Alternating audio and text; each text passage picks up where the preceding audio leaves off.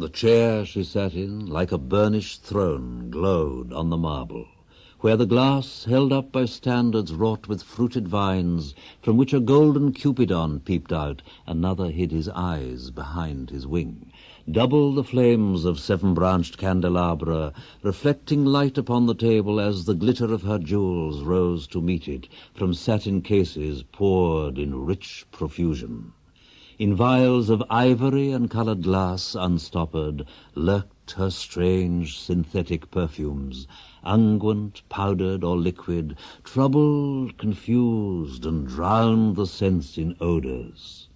Stirred by the air that freshened from the window, these ascended in fattening the prolonged candle flames, flung their smoke into the laquearia, stirring the pattern on the coffered ceiling. Huge seawood fed with copper burned green and orange, framed by the coloured stone, in which sad light a carved dolphin swam. Above the antique mantle was displayed, as though a window gave upon the sylvan scene, the change of Philomel by the barbarous king so rudely forced. Yet there the nightingale filled all the desert with inviolable voice, and still she cried, and still the world pursues, jug jug to dirty ears. And other withered stumps of time were told upon the walls. Staring forms leaned out, leaning, hushing the room enclosed. Footsteps shuffled on the stair. Under the firelight, under the brush, her hair, spread out in fiery points, glowed into words, then would be savagely still. My nerves are bad tonight. Yes, bad. Stay with me. Speak to me. Why do you never speak? Speak. What are you thinking of? What thinking? What? I never know what you're thinking. Think. I think we're in Rat's Alley, where the dead men lost their bones. What is that noise? The wind under the door. What is that noise now? What is the wind doing? Nothing again, nothing. Do you know nothing?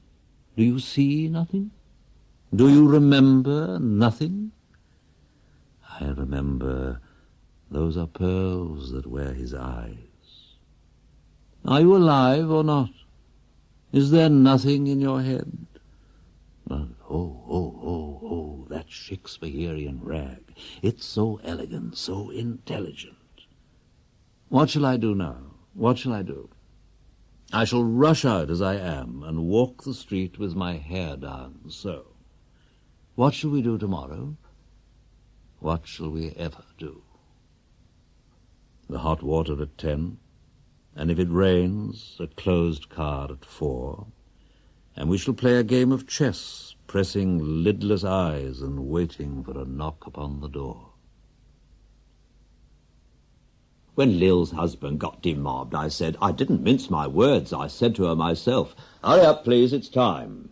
Now Albert's coming back. Make yourself a bit smart. He'll want to know what you done with that money he gave you to get yourself some teeth. He did. I was there. You have them all out, Lil, and get a nice set, he said. I swear I can't bear to look at you. And no more can't I said. And think of poor Albert. He's been in the army 4 years. He wants a good time. And if you don't give it him, there's others will, I said. Oh, is there? She said. Something of that, I said. Then I'll know who to thank, she said, and give me a straight look.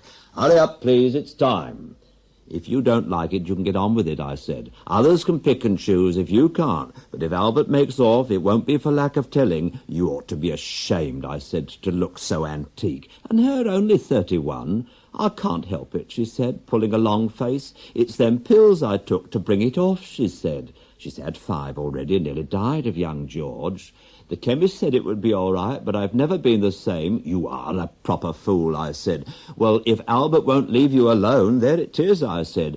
What you get married for if you don't want children? Hurry up, please, it's time. Well, that Sunday, Albert was home, and they had a hot gammon, and they asked me in to dinner to get the beauty of it hot. Hurry up, please, it's time. Hurry up, please, it's time.